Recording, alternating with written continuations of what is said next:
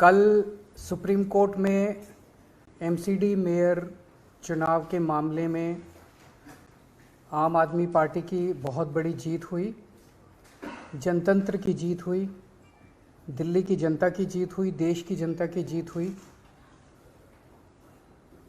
जो गलत तरीके से एलजी साहब और बीजेपी वाले हारने के बावजूद भी जोर ज़बरदस्ती करके असंवैधानिक तरीके से, गैरकानूनी तरीके से बीजेपी का मेयर बनाने की कोशिश कर रहे थे, उस षड्यंत्र को एक तरह से नाकाम कर दिया सुप्रीम कोर्ट ने। अभी थोड़ी देर पहले मैंने एलजी साहब के पास प्रस्ताव भेजा है कि 22 फरवरी को मेयर के चुनाव कराए जाएं। मैं उम्मीद करता हूं कि अब जल्द ही चुनाव होंगे और जल्द ही दिल्ली को उनकी मर्ज़ी का, जो उन्होंने वोट डाले थे, जो मैंडेट दिया था, उसके हिसाब से मेयर मिलेगा। लेकिन आज जो मैं आपके सामने रखने जा रहा हूँ मुद्दा, वो सुन के आप लोग चौंक जाएंगे। कल सुप्रीम कोर्ट के अंदर जो केस हुआ,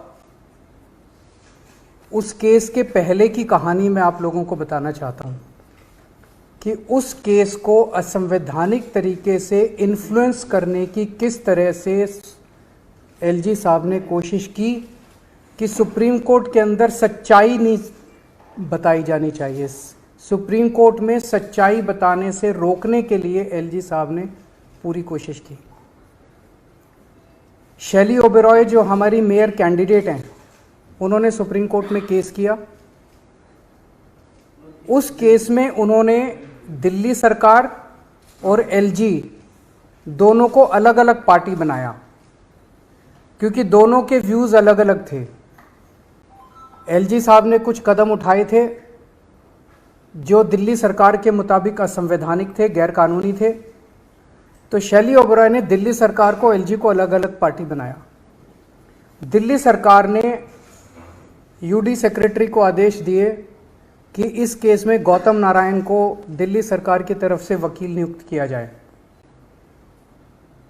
दिल्ली सरकार की अपनी मर्जी है कि वो किसी को भी वकील बना सकती है।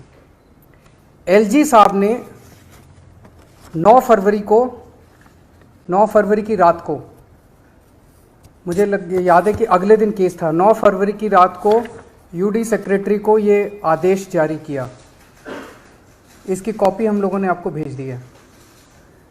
इसका सेकंड पैराग्राफ अगर आप पढ़ेंगे तो एलजी साहब ये कह रहे हैं कि honourable lieutenant governor has desired that urban development department shall defend this petition. उन्होंने कहा, एलजी साहब ने, कि पहली चीज, आप मेरा वकील ही दिल्ली सरकार का वकील भी लगाइए।